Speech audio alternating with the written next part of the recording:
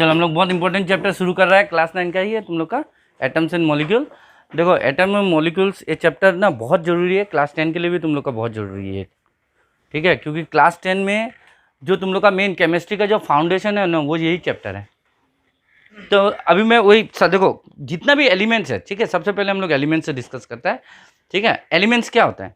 दो substance compose of only one types of atoms. देखो आगे एटम है ना, तो मतलब एटम से ही एलिमेंट बना हुआ है, और ऐसा सब्सटेंस जो सिर्फ एक ही तरह का एटम से बना हुआ है उसको हम लोग एलिमेंट बोल रहे हैं, है ना। जो दो या दो से ज़्यादा तरह का एटम से मिलकर बना है वो हो गया, सब लिखा दूंगा मैं, ठीक है। अभी मैं सब लिखाऊंगा, पहले मैं थोड़ा जनरल इंट्रोडक्शन दे रहा हूँ तुम लोग को इस चैप्टर के बारे में कि ये चैप्टर क्यों इम्पोर्टेंट है, ठीक है।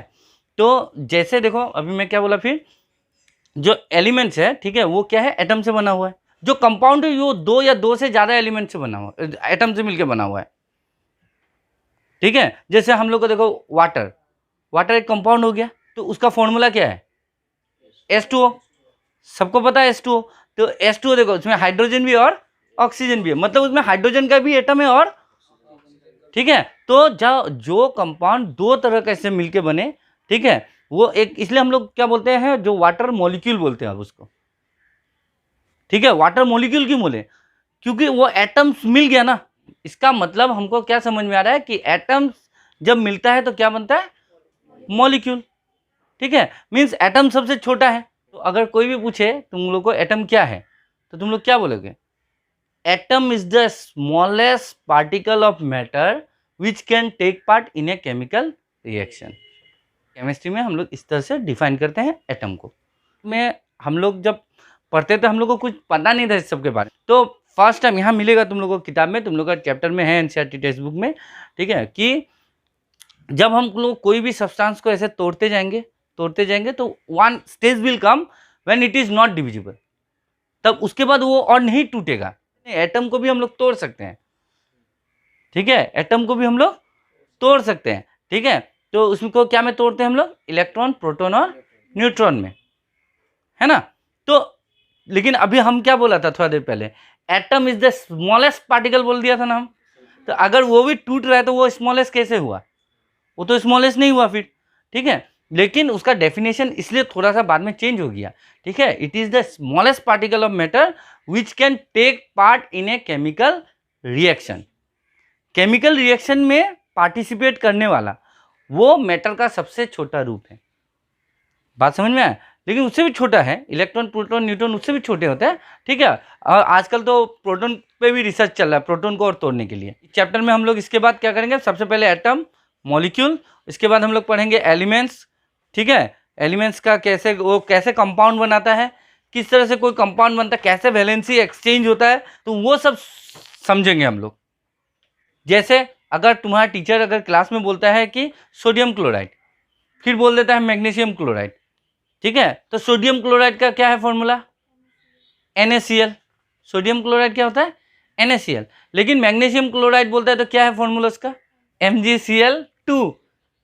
देखो सर ने क्लोराइड ही बोला, लेकिन तुम्हें कैसे पता चलेगा कि कब वो NaCl होगा, कब वो MgCl2 होगा?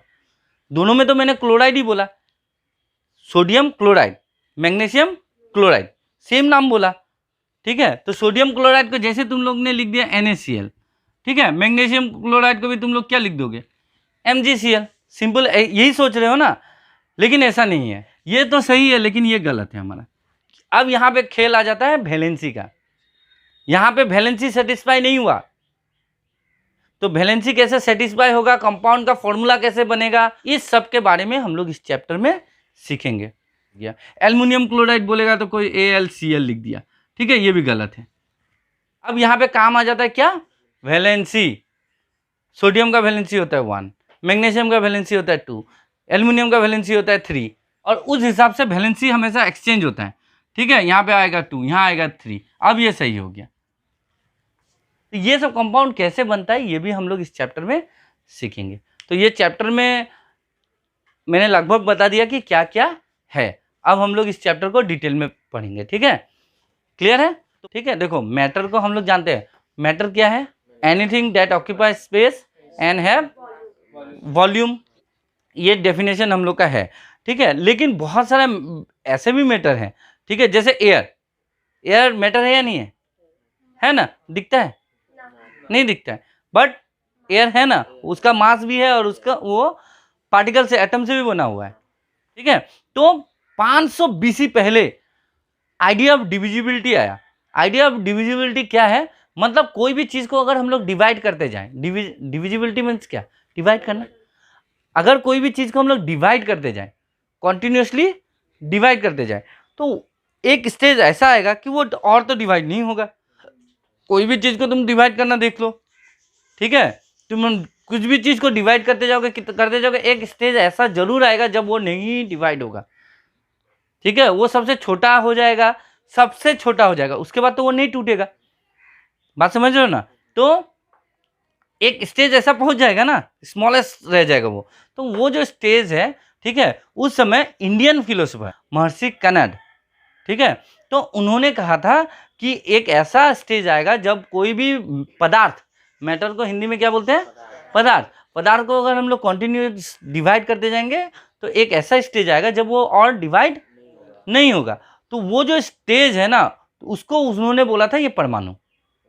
एट द सेम टाइम उसी समय ग्रीक में भी ऐसा सोच पनप रहा था, ठीक है। तो ये कॉन्सेप्ट बहुत हद तक सही है। इस डेल्टन ने उसी बात को उठाया, वो पुराना बात को लिया और उन्होंने साइंटिफिकली इस चीज को किया, ठीक है। तो एटॉमिक, क्योंकि पहले का ये सब तो साइंटिफिक नहीं था ना, तो हम लोग को यहाँ पूछेगा एटॉमिक थ्योरी किसने दिया, हम लोग बोलता है डेल्टन ने, डेल्टन से एटॉमिक थ्योरी। तो क्या पकुधा कत्तेयामा, ठीक है, पकुधा कत्तेयामा जो थे उन्होंने क्या कहा कि जो भी चीज बना हुआ है, जो भी मैटर बना है ना, वो इन्हीं एटम से मिलके बना है, ठीक है, लेकिन अलग अलग रेशियो में, लेकिन अलग अलग रेशियो में। महर्षि कनद ने क्या वो बोला छोटा छोटा पार्टिकल में डिवाइडेड है, और पकुधा कत्तेयामा बोला यही मिलके बाकी मैटर्स बना हुआ है, ठीक है। तो ये तो इंडियन फिलोसोफर थे, ये तो इंडियन का बात कहा हमने उसी समय, क्योंकि ठीक है। अब देखो एक चीज आ गया यहाँ पे, मिला ना, सेम बात बोला कि नहीं, जो बात महर्षि कनद ने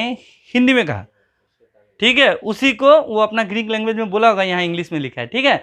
उन्होंने भी एक ही चीज बोला कि अगर कोई मैटर को हम लोग कंटिन्यूसली डिवाइड करते जाएंगे तो one stage will come when it can not be divided further, ये और डिवाइड नहीं होगा। एक स्टेज ऐसा आएगा जब ये और डिवाइड नहीं होगा, ठीक है। तो वो जो टाइम है, ठीक है, वो जो फॉर्म है, ठीक है, वो जो पार्टिकल है, वो ही क्या है हमारा एटम से।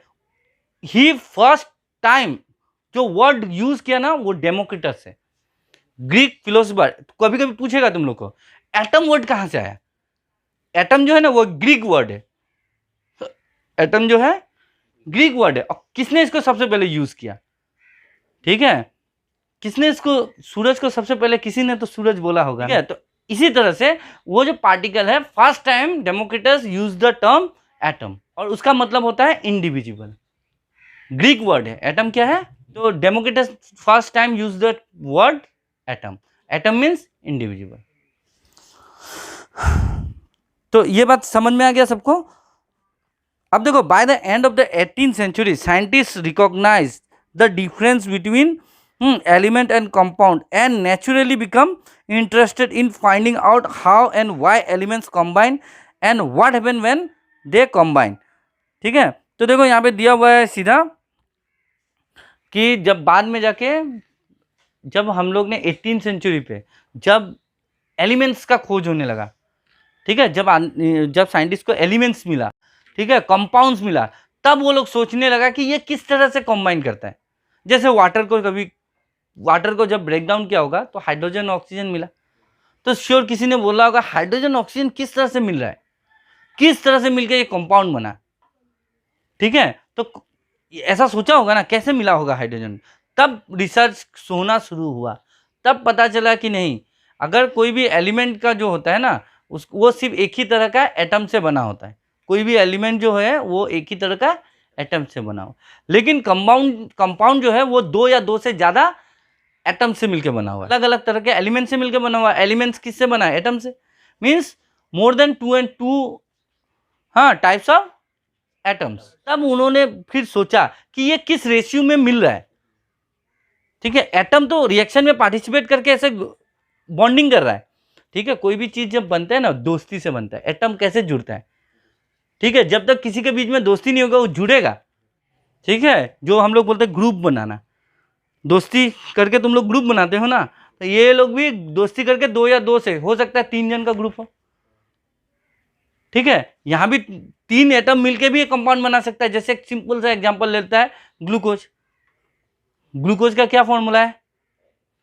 C6H12O6। अब देखो यहां पे क्या है, कार्बन भी है, हाइड्रोजन भी है और ऑक्सीजन भी है। 3 तरह का एटम आया कि नहीं? 3 तरह का एटम आपस में दोस्ती किया और ये लोग ग्लूकोज बन गया। एक एटम बनने के लिए, एक मॉलिक्यूल बनने के लिए 3 एटम एक साथ में आ गया। 3 तरह का एटम एक साथ में आ गया इस तरह से। ठीक है, तो ये एटम से आपस में, ठीक है, अलग अलग रेशियो में, अलग अलग के साथ में दोस्ती करके, बॉन्डिंग करके, ठीक है, रिएक्शन करके अलग अलग कंपाउंड बनाता है। तो यहां से फिर आइडिया आना शुरू हुआ। इस सबको सबसे पहले उसके बाद में फॉलो किया डेल्टन, ठीक है, सर डेल्टन ने, और उन्होंने आइडिया दिया कि नहीं, तो जरूर एटम का कुछ ना कुछ तो प्रॉपर्टीज है। ठीक है, जो एलिमेंट्स है वो क्या से बना हुआ है? एटम से। ठीक है, तो एटम का कुछ ना कुछ तो प्रॉपर्टी है, और उन्होंने फिर उसका प्रॉपर्टी को स्टडी किया। ठीक है, करके उन्होंने एक थ्योरी दिया जिसको हम लोग बोलते हैं डेल्टन्स एटॉमिक थ्योरी। तो वहां से फिर साइंस जो है ना अलग तरह से चेंज हुआ, क्योंकि एटम का कॉन्सेप्ट आ गया। पहले एटम का कॉन्सेप्ट पकड़ेगा तब तो इलेक्ट्रॉन प्रोटॉन का। ठीक है, फिर वहां से 100 साल लगा इलेक्ट्रॉन प्रोटॉन को जानने में। केमिस्ट्री में हम लोग किसके बारे में पढ़ते हैं? Chemical reaction. तो केमिकल रिएक्शन का फादर किसको बोलते हैं हम लोग? लेवोइजर को। ठीक है, he was considered as the father of chemical reaction. ठीक है, तो यहाँ पे हम लोग केमिकल कॉम्बिनेशन के बारे में पढ़ेंगे, जो हमको सबसे पहले किसने बताया था? लेवोइजर ने। ठीक है, तो फर्स्ट लॉ जो है इसका, उस लॉ का नाम है लॉ ऑफ कंजर्वेशन ऑफ मास। ये लेवोइजर ने दिया है। और एक सेकंड वाला है लॉ ऑफ डेफिनिट प्रोपोर्शन भी बोलते हैं उसको। ठीक है, पीछे में है। ठीक है, क्या नाम दिया हुआ है? कांस्टेंट प्रोपोर्शन, या कांस्टेंट मींस क्या? डेफिनिट। ठीक है, कांस्टेंट प्रोपोर्शन या डेफिनिट प्रोपोर्शन जो हम लोग बोलते हैं उसको लेवोइजर एंड प्रोस्ट। अब आ जाता है हम लोग फर्स्ट लॉ, केमिकल कॉम्बिनेशन का फर्स्ट लॉ। बहुत ही इजी लॉ है। ठीक है, और कंजर्वेशन जब भी वर्ड आए तो तुम लोग को एक चीज तो पता है, नादर क्रिएटेड नॉर डेस्ट्रॉय। अब यहाँ पे क्या बोल दिया? कंजर्वेशन ऑफ मास मीन्स क्या? Mass can neither be created not destroy, it can change from one form to another. ठीक है, नाइदर क्रिएटेड नॉट डिस्ट्रॉय, ये वर्ड तो आ ही जाता है कंजर्वेशन में हमेशा। ठीक, फिर तुम लोग को मिलेगा कंजर्वेशन ऑफ लीनियर मोमेंटम, मिलेगा तुम लोग को। Before a reaction and after the reaction whatever we get the mass will be same. जो मास होता है वो क्या होता है? सेम होता है, before reaction and after reaction. Hydrogen is a gas, hydrogen लिया, ऑक्सीजन लिया, और ये क्या बन गया? वाटर। क्या दोनों का मास बराबर है? इसमें बराबर है? अभी तक नहीं है। इस साइड में देखो हाइड्रोजन कितना है, ऑक्सीजन कितना है, इधर में हाइड्रोजन कितना है, ऑक्सीजन कितना है, बराबर हुआ दोनों side. Before reaction after reaction, इसको हम लोग बोलते हैं रिएक्टेंट। क्या बोलते हैं? रिएक्टेंट मिलेगा। इसको बोलते हैं हम लोग प्रोडक्ट। दो बंदा रिएक्शन किया और क्या दिया? प्रोडक्ट दिया ना। दो चीज मिला आपस में, क्या बना दिया हमको? प्रोडक्ट। जो रिएक्ट किया रिएक्टेंट, जो मिला क्या? प्रोडक्ट, ये हो गया रिएक्टेंट। तो अब हम लोग देखते हैं क्या रिएक्टेंट में जितना एटम्स है, यहाँ पे हाइड्रोजन का 2 एटम है, S2 का मतलब हाइड्रोजन का 2 एटम, O2 का मतलब ऑक्सीजन का 2 एटम। तो एटम है तो एटॉमिक मास होगा। एटम का भी तो अपना मास होता है ना, एटॉमिक मास। तो इस यहाँ में देख रहा हूँ 2-2 है, यहाँ पे देख रहा हूँ लेकिन हाइड्रोजन का 2 एटम है, ऑक्सीजन का 1 एटम है। तो जरूर 1 एटम कम है इसका, ऑक्सीजन का, मतलब इसका मास क्या होगा?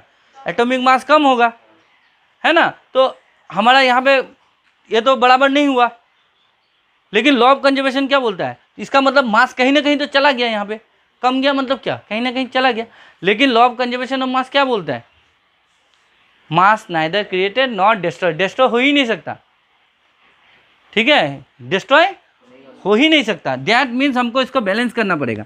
कैसे बैलेंस करेंगे इसको? अगर हम लोग इंटू 2 कर देंगे तो यहाँ कितना हो जाएगा? 2 होगा। तो हम लोग 2 करने के लिए इसके आगे में क्या बैठा देंगे? 2 2 1 जा 2 हो गया ना। लेकिन हम लोग देख रहे हैं यहाँ पे 2 1 जा 2 तो हो रहा है, लेकिन 2 2 जा 4 भी हो जा रही है। अब बराबर है क्या दोनों साइड? अभी भी बराबर नहीं है ना? अभी भी बराबर नहीं है, दोनों तरफ का मास बराबर नहीं है। जब दोनों तरफ का मास बराबर नहीं है तो हम देख रहे हैं यहाँ पे तो बराबर नहीं, यहाँ पे करना पड़ेगा, बढ़ा सकते हैं। तो इसको हम लोग 2 से इंटू करेंगे तो कितना हो जाएगा? अब तो बराबर हो रहा है, मतलब हमको इसको 2 से इंटू कर देने से हो गया। 2 2 जा, यहाँ तो नहीं किया ना हमने, यहीं पे किया। अब ये रिएक्शन सही है, अब ये केमिकल रिएक्शन सही कहलाएगा। बात समझ में आया सबको? देखो अभी यहाँ पे देखो मैंने क्या किया, बैलेंस कर दिया दोनों साइड। तो कोई भी केमिकल रिएक्शन को बैलेंस करना ही इसलिए जरूरी है क्योंकि वो लॉ ऑफ कंजर्वेशन ऑफ मास को ओबे करता है। तो केमिकल रिएक्शन का 2 लॉ है, वो 2 लॉ को फॉलो करेगा तभी एक केमिकल रिएक्शन होता है। ठीक है, तो पहला लॉ है लॉ ऑफ कंजर्वेशन ऑफ मास। ये क्लास 10 का भी एकदम मतलब बैकबोन है। ये क्लास 10 में भी तुम लोग को पहला चैप्टर ही बैलेंस है तुम लोग का। क्लास 10 का पहला ही चैप्टर है, एक रिएक्शन को बैलेंस करना है तुमको। ठीक है, तो बैलेंस करने का पीछे का फंडा यही है, हम लोग ऐसे ही कराते हैं बैलेंस। देखो इस साइड में कितना है हाइड्रोजन, ऐसा है, इस साइड में इतना है, कम है, ज़्यादा है, दोनों साइड बराबर करना है। तो बड़ा को तो कम नहीं कर सकता, कम को बढ़ाना है। तो हम लोग इंटू कर करके इसको बढ़ाया, तो इसको ये बढ़ा, तो ये बढ़ा, तो ये भी बढ़ गया, ये बढ़ गया, तो यहाँ पे बढ़ाना पड़ गया हमको दोनों साइड को बैलेंस करने के लिए। अब ये कंप्लीट है। इधर में देखो 4 हाइड्रोजन 2 ऑक्सीजन, इधर में देखो 4 हाइड्रोजन 2 ऑक्सीजन, बराबर हो गया है ना? तो अब बैलेंस है। This type of chemical reaction is called balance chemical reaction. और एक chemical reaction must be balance, इसका बैलेंस होना बहुत जरूरी है। ठीक है, due to law of conservation of mass. ठीक, law of conservation of mass states that mass can neither be created not destroy in a chemical reaction. क्या बने स्टेटमेंट? यही इसका स्टेटमेंट है, तुम लोग को पूछेगा एग्जाम में। ठीक है, तुम लोग को पूछेगा state law of conservation of मास। तो मैंने एकदम इजीली तुम लोग का दिमाग में घुसा, याद हुआ। Law of conservation of mass states that mass neither created not destroy in a chemical reaction. एक सेकंड वाला में हम लोग आते हैं। देखो नाम से ही पता चल रहा है, लॉ ऑफ कांस्टेंट प्रोपोर्शन। तो देखेंगे किस रेशियो में एटम एक दूसरे के साथ में दोस्ती कर रहा है। ठीक है, तो उसके बारे में हम लोग यहाँ पे पढ़ेंगे। अभी देखो पानी है ना, पानी तुम कहीं से भी कलेक्ट कर लो उसका सैंपल। ठीक है, कहीं से भी वाटर का सैंपल कलेक्ट करो। ठीक है, और उसमें हाइड्रोजन और ऑक्सीजन का जो क्वांटिटी है उसको मेजर करो। कहीं से भी वाटर लोगे ना, उसका फॉर्मूला H2O ही होगा। ठीक है, चाहे तुम यहाँ का लो, चाहे बिहार का लो, चाहे यूपी का लो, चाहे दिल्ली का लो, पानी जब भी लोगे पानी का फॉर्मूला क्या होगा? H2O ही होगा। हाइड्रोजन का 2 एटम ऑक्सीजन का 1 एटम के साथ में दोस्ती करेगा तो ही हमारा वाटर मॉलिक्यूल बनेगा, है ना? तो 2 एटम हाइड्रोजन का जो एटम का है, एटॉमिक मास निकालते हैं। एटॉमिक मास क्या है हम लोग नेक्स्ट इसके बाद में कुछ बाद में पढ़ेंगे, एटॉमिक मास क्या होता है। ठीक है, एंड एटॉमिक नंबर क्या होता है मैं बताऊंगा। एटम जब मैं अच्छा से समझाऊंगा एटम क्या होता है। अभी तक तो एटम का पूरा खोल के नहीं बताया मैंने। ठीक है, एटम के बारे में बहुत कुछ जानना है, पढ़ेंगे हम लोग इसमें। ठीक है, तो एटम का एटॉमिक मास भी जानेंगे और एटॉमिक नंबर भी जानेंगे। ठीक है, तो यहाँ पे सिर्फ एक बात याद रखो, कोई भी कंपाउंड जब बनता है ना, कोई भी कंपाउंड जब बनता है तो 2 एटम, 2 अलग अलग या 2 या 3 एलिमेंट्स के मिलने से बनता है। ठीक है, 2 या 3 टाइप का उसमें एटम होता है। ठीक है, तो वो एटम हमेशा एक डेफिनिट रेशियो में ही आपस में मिलता है तभी बनता है। तो उसका एटॉमिक मास के हिसाब से वो रेशियो हमेशा सेम होगा। तो हम तुम लोग को थोड़ा देर के लिए बता रहे हैं, हाइड्रोजन का जो एटॉमिक मास होता है वो 1 होता है और ऑक्सीजन का जो एटॉमिक मास होता है वो 16 होता है। ठीक है, बाद में कैसे होता है बताऊंगा, अभी सिर्फ ये जानो होता है। हम लोग अभी करेंगे, ये हो गया एटम का, हाइड्रोजन एटम का मास 1 होता है और ऑक्सीजन का 16 होता है, एटॉमिक मास 16 ग्राम। ठीक है, और याद हम लोग इसमें एटॉमिक मास यूनिट लगाते हैं। एटॉमिक मास यूनिट का सिंबल है U। ठीक है, इस चैप्टर में बाद में वो ये भी है। एटॉमिक मास जब हम लोग निकालते हैं ना तो एटॉमिक मास यूनिट का यूज करते हैं। एटॉमिक मास यूनिट होता है U। ठीक है, तो हम लोग देख रहे हैं ऑक्सीजन का मास कितना है 16, हाइड्रोजन का मास कितना है 1U पकड़ लेते हैं। ठीक है, अब देखो वाटर में हम लोग देखे ना, वाटर का फॉर्मूला क्या था H2O। मीन हाइड्रोजन का एटम कितना है 2 एटम्स और ऑक्सीजन का कितना है यहाँ पे एक एटम है ना। मीन्स एक वाटर मॉलिक्यूल में 2 हाइड्रोजन का एटम है और एक ऑक्सीजन का एटम है, ठीक। अच्छा, इसका हाइड्रोजन का एक एटम का मास कितना है, 1U है, तो 2 एटम का मास कितना होगा, 2U होगा, है ना। ऑक्सीजन का एक एटम का मास कितना है, 16U। तो यहाँ पे वाटर में कितना एटम है, एक ही एटम है, तो उसका कितना होगा यहाँ पे 16U होगा, 16U ही होगा। अब दोनों का रेशियो देखो, रेशियो में क्या होता है, कटेगा तो कटेगा 1:8, यू भी कट गया क्योंकि रेशियो में कभी भी यूनिट नहीं होता। तो वाटर में हाइड्रोजन और ऑक्सीजन का रेशियो कितना है, 1:8। अब ये वाटर तुम कहीं से भी लो, दिल्ली से जाकर पानी ले लो, असम का ही ले लो, कहीं भी इंग्लैंड का ले लो, ठीक है, हाइड्रोजन और ऑक्सीजन का रेशियो हमेशा कितना होगा, 1:8। यही बोल रहा है ये डेफिनिट प्रोपोर्शन, कि कोई भी एक कंपाउंड में जो एटम्स जो आ रहे हैं, ठीक है, मिलके जो कंपाउंड बनेगा वो हमेशा एक डेफिनिट प्रोपोर्शन में ही मिक्सअप होगा। अपना मन मर्जी से जब तब जो तो नहीं हो जाएगा, हमेशा रेशियो क्या होगा, कांस्टेंट होगा। इसलिए नाम यहाँ वर्ड यूज किया, देखो कांस्टेंट यूज किया है, डेफिनिट। बात समझ में आया सबको। तो यही चीज यहाँ पे बताया गया है। ये लॉ हमेशा यही बोलता है हमें कि कोई भी एक कंपाउंड जो बनेगा, ठीक है, वो जिस एटम से बन रहा है वो एटम हमेशा कंबाइन होगा इन द सेम रेशियो। तो उसका जो प्रोपोर्शन है हमेशा सेम रहेगा, नहीं बदलेगा वो। बात समझ में आ गया। इसका मतलब क्या हो गया कि कहीं से भी अगर तुम 9 ग्राम पानी लोगे, कितना ग्राम, 9 ग्राम पानी, कैसे मीजर करेंगे, ठीक है, छोड़ो, बात बोलते हैं यहाँ पे, ठीक है। अभी क्या बोला मैं, अभी मान लो किसी भी एक को बोल रहा हूँ कि लो 9 ग्राम वाटर तुमको दे दिया, बोलूँगा इसमें से हाइड्रोजन को अलग करो, ऑक्सीजन को अलग करो, ठीक है, तुमने कोई प्रोसेस से कर दिया अलग। जब तुम पूरा एकदम दोनों को सेपरेट कर दोगे ना, फिर तुम हाइड्रोजन को मेजर करोगे ना, मिलेगा तुमको 1 ग्राम, और ऑक्सीजन को मेजर करोगे ना, मिलेगा 8 ग्राम, क्योंकि दोनों का रेशियो कितना था, मीन्स दोनों मिलके कितना हो गया टोटल करने से 9 हुआ। मीन्स हम तुमको कितना ग्राम दिया था, 9 ग्राम दिया था। तो जब तुम इसको पार्ट करोगे तो ये भी तो इसी रेशियो में टूटेगा ना। तो एक तरफ आएगा 1 ग्राम, एक तरफ में आएगा 8 ग्राम, तभी ना 1:8 का रेशियो होगा, है ना। बात समझ में आया। एमोनिया का क्या फॉर्मूला है, NH3। ठीक है। तो ये NH3 जो है, देखो एमोनिया का जो फॉर्मूला होता है NH3, ये नाइट्रोजन और हाइड्रोजन के मिलने से बनता है, ठीक है। तो एमोनिया का एक एग्जांपल ले लेते हैं, यहाँ पे दिया हुआ किताब में एमोनिया, इसका फॉर्मूला है NH। कैसे होता है NH3 ये मैं बाद में दिखाऊंगा, ठीक है। तो अभी हम लोग को पता है इसका फॉर्मूला क्या हो गया, NH3, ठीक है। अब इसमें देखो, इसमें हम लोग को, इसमें जो नाइट्रोजन है ना, उसका एक एटम का जो मास है वो है 14U, 14U, ठीक है। एटॉमिक नंबर कितना होता है नाइट्रोजन का, ज्यादातर का जो हम लोग मास बोलते हैं ना, वो उसका एटॉमिक नंबर का डबल होता है।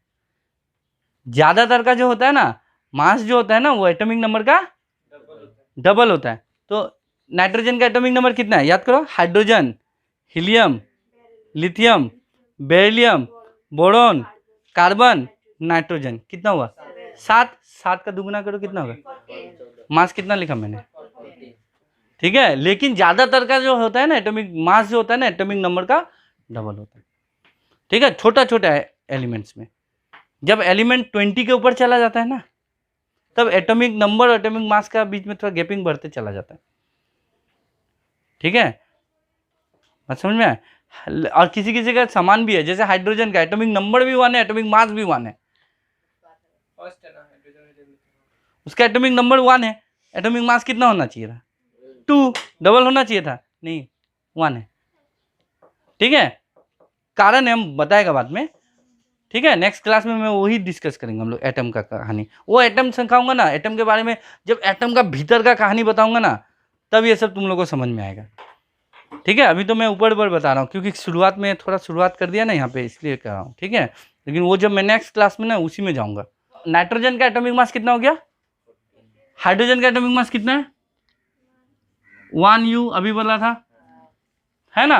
तो यहाँ पे देखो नाइट्रोजन कितना है, NH3 में एमोनिया में नाइट्रोजन कितना है?